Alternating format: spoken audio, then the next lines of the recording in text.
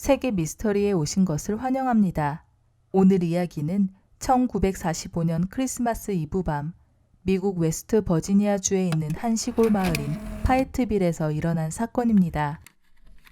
75년이 지난 사건임에도 전 세계 사람들이 이 사건에 여전히 많은 관심을 가지고 있으며 해결되기를 바라고 있습니다. 오늘은 이 사건에 둘러싸고 있는 미스테리한 사건을 자세히 살펴보고자 합니다. 50세의 조지 소더와 41세의 그의 아내 제니는 10명의 자녀를 두고 있었습니다. 이들의 자녀 중 21세의 아들 조셉은 2차 세계대전에 참전 중이었으며 나머지 9명의 자녀들은 부모님과 함께 2층 집에서 편안한 크리스마스 이브 밤을 보내고 있었습니다. 그날 밤 12시 30분경 엄마 제니는 아래층에서 울리는 전화벨 소리를 듣고 1층으로 내려가 전화를 받습니다. 수화기를 들자마자 상대방은 모르는 사람의 이름을 대며 그와 통화하고 싶다고 말합니다. 제니가 잘못 전화한 것 같다고 하자 상대방은 웃으며 전화를 끊어버립니다. 제니는 장난 전화이거나 크리스마스 파티에 가는 누군가가 전화번호를 잘못 누른 것이라 생각했습니다. 하지만 제니가 전화를 끊고 잠시 후 무언가가 이상하다는 걸 느끼게 되었고 아래층 전등이 계속 켜져 있다는 것을 알게 됩니다. 잠시 후 지붕 쪽에서 쾅 하는 소리와 함께 무언가가 굴러떨어지는 소리를 듣게 됩니다. 새벽 1시 무언가가 타는 듯한 냄새를 맡고 깨어난 그녀는 남편 조지를 깨웁니다. 조지는 소방서에 전화하려고 했지만 전화기가 제대로 작동하지 않는다는 것을 알게 됩니다. 결국 조지는 우선 가까운 방에 자고 있는 아이들을 깨워 밖으로 뛰쳐나옵니다. 하지만 조지는 곧 그의 아내와 4명의 자녀만 데리고 나왔다는 것을 알게 되었고 나머지 5명을 구하기 위해 집 안으로 다시 들어가려 합니다. 그러나 2층으로 올라갈 수 있는 계단이 불길에 휩싸여 있었기 때문에 그는 할 수 없이 2층으로 올라가기 위해 사다리를 찾습니다. 하지만 이상하게도 그가 항상 두었던 곳에 있던 사다리가 없어졌다는 것을 알게 됩니다. 그에게는 트럭 2대가 있었기 때문에 그는 트럭을 몰고 집 안에 들어가 위층에 가야겠다 생각했지만 사건 전날 멀쩡하게 작동했던 트럭 2대가 갑자기 시동이 걸리지 않는다는 것을 알게 됩니다. 마리오는 소방서에 전화하기 위해 가장 가까이 사는 이웃집에 달려갔지만 소방서에 전화가 연결되지 않습니다. 근처에 거주하는 다른 이웃이 집이 불타고 있는 것을 발견하고는 차를 몰고 소방서로 갑니다. 불행히도 소방서장 FJ 모리스는 소방차를 운전할 권한이 없었고 당시에는 전쟁으로 인해 소방대원이 부족했기 때문에 소방차를 운전하는 담당자가 올 때까지 기다려야 했습니다. 그렇게 소더 가족의 집은 1시간 내로 모두 불타버렸고 소방대원들은 약 7시간이 지나 오전 8시쯤 되어서야 도착했습니다. 이 가족은 집이 불타는 것을 직접 목격했고 5명의 아이들이 화염에 휩싸여 죽었다고 생각했습니다. 소방대원들이 잔해를 살펴보았지만 주방용품의 잔해들만 발견되었을 뿐 5명의 아이들에 관한 어떠한 증거도 찾을 수 없었습니다. FJ 모리스는 가족들에게 화재로 인해 5명의 아이들의 유해가 제로된 것 같다고 말합니다. 그 후 검시관이 도착하여 화재의 원인은 집안의 전기배선 결함으로 발생한 것이라 결론을 내립니다. 일주일 후 5명의 자녀에 대한 사망 증명서가 발급됩니다. 조지는 나중에 집을 다시 짓는 대신 5피트 정도의 흙을 쌓아 올려 기념비를 만들었습니다. 엄마 제니는 아이들의 유해가 제로되었다는 FJ 모리스 소방서장의 추측을 믿지 않았습니다. 그녀는 난로에 불을 지펴 닭과 동물의 뼈를 오랫동안 태워보았고 새가 아닌 뼈에 파편이 남는다는 것을 발견합니다.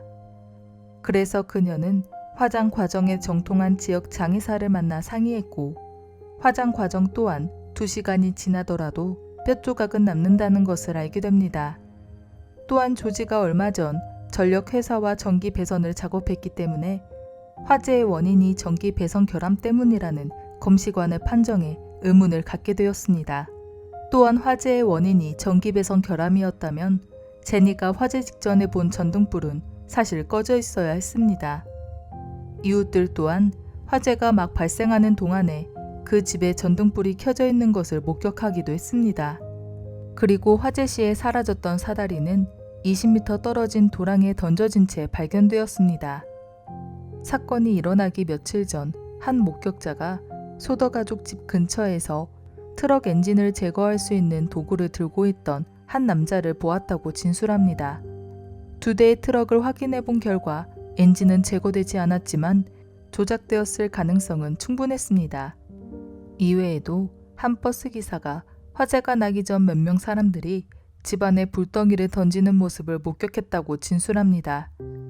그리고 다음해 봄, 실비아는 이상한 고무 조각을 발견합니다.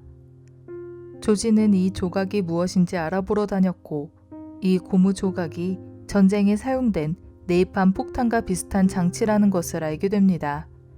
점점 더 많은 증거들이 발견되면서 조지는 누군가가 고의적으로 화재를 일으켰다고 생각하게 됩니다. 가설 1. 납치. 조지는 1908년 이탈리아에서 미국으로 이민 왔습니다.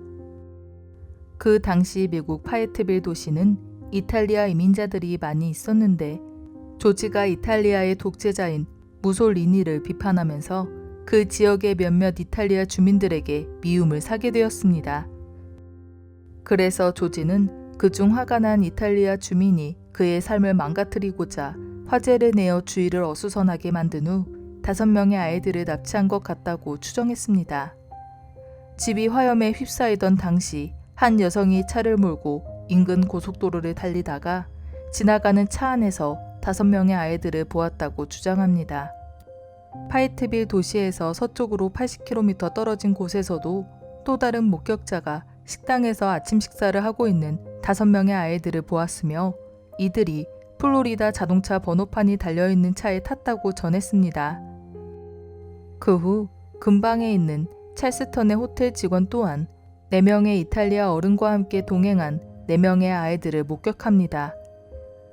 그가 아이들에게 말을 걸려고 하자 동행한 어른들이 화를 내며 이탈리아어로 말하기 시작했고 분위기가 냉랭했다고 전했습니다. 결국 아이들과 대화를 하지 못했고 그들을 객실에 들여보냅니다. 1947년 FBI는 이 사건을 듣고 협조하겠다고 했지만 이상하게도 경찰서와 소방서 모두 FBI의 지원을 거절합니다. 1950년 그 지역의 주지사는 이 사건을 해결할 희망이 없다며 공식적으로 종결합니다.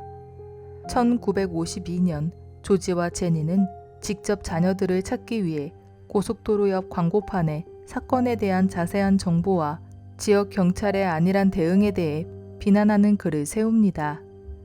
이 납치 가설이 유력한 이유는 수년 후 또 다른 유사한 사건이 발생했기 때문입니다. 1997년 필라델피아에서 한 가족의 집에 화재가 발생했는데 10일 된 아기의 유해가 발견되지 않은 채 사망한 것으로 추정되었고 곧이어 사망 증명서가 발급된 사건이 있었습니다.